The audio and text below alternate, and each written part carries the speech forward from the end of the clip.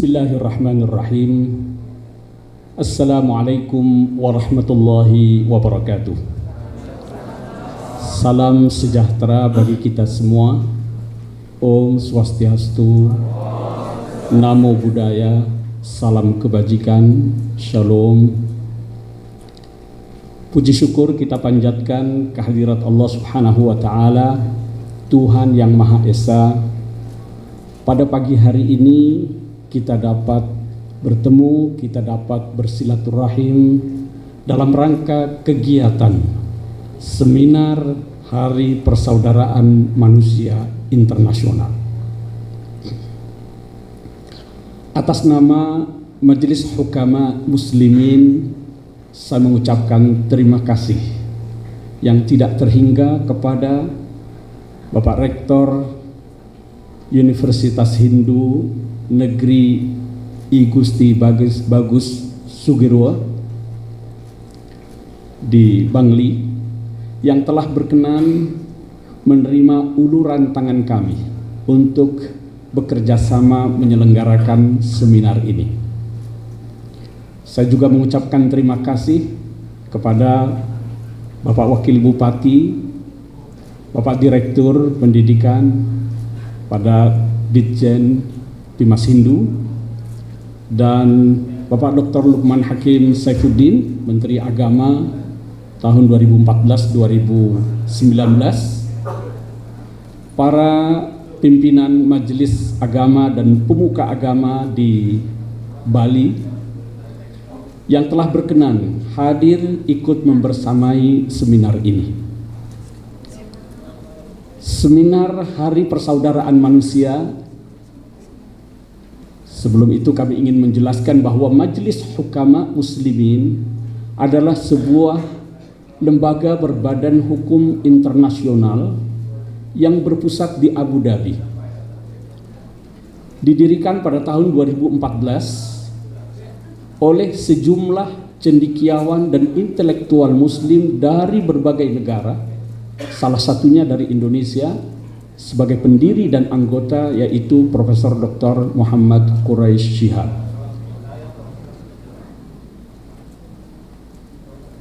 Pendiriannya dilatar belakangi oleh keresahan mereka terhadap fenomena kehidupan beragama di dunia global yang diwarnai oleh konflik dan permusuhan yang tidak berkesudahan, oleh kebencian, oleh peperangan yang dalam banyak hal sering mengatasnamakan agama.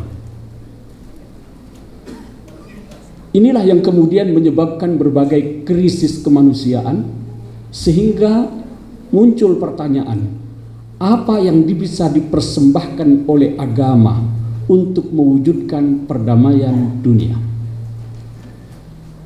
Melalui serangkaian berbagai konferensi, dialog dengan para pemuka agama di berbagai negara, pada tahun 2019 bertempat di Abu Dhabi, dengan dihadiri oleh seluruh pemuka agama di dunia, Katolik, Kristen, Hindu, Buddha, Konghucu, bahkan Yahudi, mereka menggelar sebuah konferensi membahas isu-isu kemanusiaan dan berupaya mencarikan solusi dan jawabannya dari agama untuk menjawab pertanyaan apa yang bisa dipersembahkan oleh agama untuk menjawab krisis kemanusiaan ini. Kita tahu semakin maju peradaban modern, peradaban manusia sekarang ini ternyata tidak bisa menyelesaikan krisis kemanusiaan itu karena nilai-nilai etika dan moral dikesampingkan, nilai-nilai keagamaan dimarginalkan. Maka disepakatilah pada tanggal 4 Februari 2019, dan ini menjadi tanggal yang bersejarah, ditandatanginilah dokumen persaudaraan kemanusiaan untuk perdamaian dunia dan hidup berdampingan secara damai, yang secara simbolik ditandatangani oleh pemimpin muslim, yaitu pemimpin tertinggi Al-Azhar, Grand Sheikh Al-Azhar, Profesor Dr. Ahmad At-Tayyib, dengan pimpinan Gereja Vatikan, Paus Fransiskus, dengan dihadiri seluruh pemuka agama di berbagai negara. Dokumen itu atau hari penandatanganan dokumen itu pada Desember tahun 2020 ditetapkan oleh PBB dalam sidang Majelis Umum Perserikatan Bangsa-Bangsa sebagai Hari Persaudaraan Manusia Internasional, dan untuk pertama kalinya diperingati pada 4 Februari 2021. Dan pada peringatan yang ketiga, salah satu rangkaiannya diselenggarakan di Universitas Hindu Negeri I Gusti Bagus Sugierwo.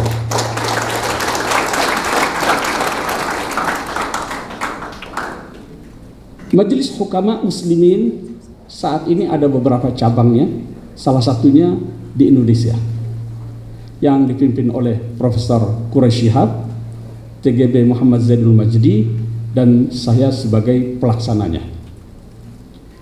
Pada tahun ini ada serangkaian kegiatan dalam rangka Hari Persaudaraan Kemanusiaan Internasional yang kita gelar. Antara lain adalah seminar yang kita lakukan dengan bekerja sama, sudah kita lakukan pada tanggal 25 Januari yang lalu dengan Katedral Jakarta Keuskupan dan Universitas Atmajaya. Majelis Hukama terlibat dalam kegiatan itu. Yang kedua di UHN Bangli, dan yang ketiga pada tanggal 2 Februari yang akan datang di Universitas Islam Negeri Raden Mas Said Surakarta. Selain itu pada tanggal 3 Februari hari Jumat, kita juga mengajak para khatib di masjid-masjid untuk menyampaikan pesan-pesan persaudaraan kemanusiaan. Ini dilakukan secara serentak di berbagai negara untuk mengingatkan kita kembali tentang nilai-nilai kemanusiaan. Kalau boleh saya ingin menyebutkan sedikit di antara pesan-pesan yang terdapat dalam dokumen tersebut adalah bahwa kita semua menyepakati tentang apa yang disebut dengan al-karamah al-insaniyah, kemuliaan manusia. Kita lihat dalam preambul dokumen tersebut secara jelas bahwa keberpihakannya kepada kaum lemah, terutama yang menjadi korban dari krisis kemanusiaan. Kita tahu semua agama mengajak untuk menghormati dan menjunjung tinggi nilai-nilai kemanusiaan. Kita semua berasal dari unsur yang sama, yaitu Adam. Tidak ada perbedaan antara laki-laki dengan perempuan. Kita diciptakan berbangsa-bangsa, kita diciptakan berbeda suku bangsa. Semua itu adalah, kalau dalam pandangan Al-Quran, lita'arafu, agar kita saling mengenal, agar kita saling menghormati, agar kita saling menjunjung tinggi. Oleh karenanya, upaya-upaya untuk mengembalikan esensi kemanusiaan yang termarginalkan ini harus menjadi perhatian kita bersama.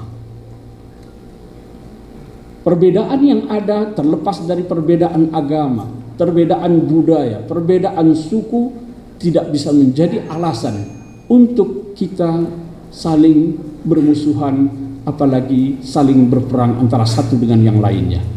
Agama mengembalikan manusia pada esensi kemanusiaannya. Agama datang untuk kemaslahatan manusia. Oleh karenanya tidak ada alasan apapun untuk merenggut dan merendahkan nilai-nilai kemanusiaan. Oleh karenanya, bila ada faham keagamaan dari manapun sumbernya yang merendahkan dan merenggut nilai-nilai kemanusiaan, itu sesungguhnya tidak sejalan dengan tujuan agama itu sendiri. Ini bisa kita lihat begitu sangat kuat dalam dokumen tersebut. Atas dasar kemuliaan inilah maka dalam agama itu tidak ada yang namanya diskriminasi. Kalau dalam Islam itu Rasulullah Shallallahu Alaihi Wasallam memberikan perumpamaan manusia itu seperti gigi-gigi sisir, sawasiyatun, yang sejajar. Kalau ada sisir yang giginya itu tidak rata, pasti tidak nyaman digunakan. Dia seperti gigi-gigi sisir, sawasiyatun. Dan ini dibuktikan dalam sejarah, ketika dalam sejarah Islam Rasulullah Shallallahu Alaihi Wasallam memberikan perlakuan yang sama dengan pemeluk-pemeluk agama yang lain. Ada satu prinsip yang sangat ditekankan, yaitu lahum ma lana wa alaihim ma alaina. Mereka punya hak dan kewajiban yang sama. Oleh karenanya, di dalam dokumen tersebut ada penegasan, tidak ingin menggunakan istilah mayoritas minoritas. Tetapi pendekatannya dan konsep yang diajukan itu adalah al-muwatanah, kewargaan negara atau kewarganegaraan. Sebab istilah minoritas mayoritas itu ada unsur merendahkan, ada unsur memarginalkan. Konsep muwatanah, kewarganegaraan, memberikan hak dan kewajiban yang sama terhadap semua umat manusia terlepas dari perbedaan agama, suku, bahasa, budaya, dan lain sebagainya. Pesan yang kedua yang begitu sangat kuat kita temukan dalam dokumen tersebut adalah bahwa keragaman itu adalah sebuah keniscayaan. Allah Tuhan yang Maha Esa menciptakan manusia, bahkan alam semesta ini beragam. Beragam agama, beragam budaya, beragam warna, beragam rasa. Oleh karenanya kita dituntut untuk saling menghormati keragaman tersebut. Keragaman bukan untuk disatukan, tapi keragaman itu adalah sebuah keindahan bila kita bisa merajut dan merawatnya dengan tenun persaudaraan. Oleh karenanya dokumen tersebut mengajak kita semua untuk mengembangkan nilai-nilai persaudaraan yang bersendikan pada semangat toleransi. Toleransi adalah menghargai dan menghormati sikap dan pandangan orang lain yang berbeda dengan kita, walaupun kita tidak setuju dengannya. Oleh karena itu, dengan semangat persaudaraan inilah yang sering dikutip dalam forum-forum itu antara lain adalah satu ungkapan dari Imam Ali. Imam Ali ini adalah khalifah atau pemimpin kaum muslimin yang keempat sepeninggal Rasulullah Sallallahu Alaihi Wasallam. Ada status statementnya yang sangat menarik dan sering digelorakan dalam rangka kita membangun nilai-nilai persaudaraan itu adalah an-nasu sinfani imma akhun laka fid din wa imma nazirun laka fil khalq. Manusia itu kalau dia itu bukan saudara seagama denganmu, dia itu setara denganmu dalam kemanusiaan. Saudaramu adalah yang seudara denganmu. Demikian yang dapat kami sampaikan. Sekali lagi kami mengucapkan terima kasih kepada Pak Rektor beserta jajarannya yang telah berkenan menyambut uluran tangan kami untuk bekerja sama menyelenggarakan kegiatan ini. Apa yang disampaikan oleh Pak Rektor direkam dengan baik, dan hasil seminar ini kami memang diminta untuk menyerahkannya ke kantor pusat. Tentu setelah kami terjemahkan itu Pak. Mudah-mudahan didengar dengan baik di sana.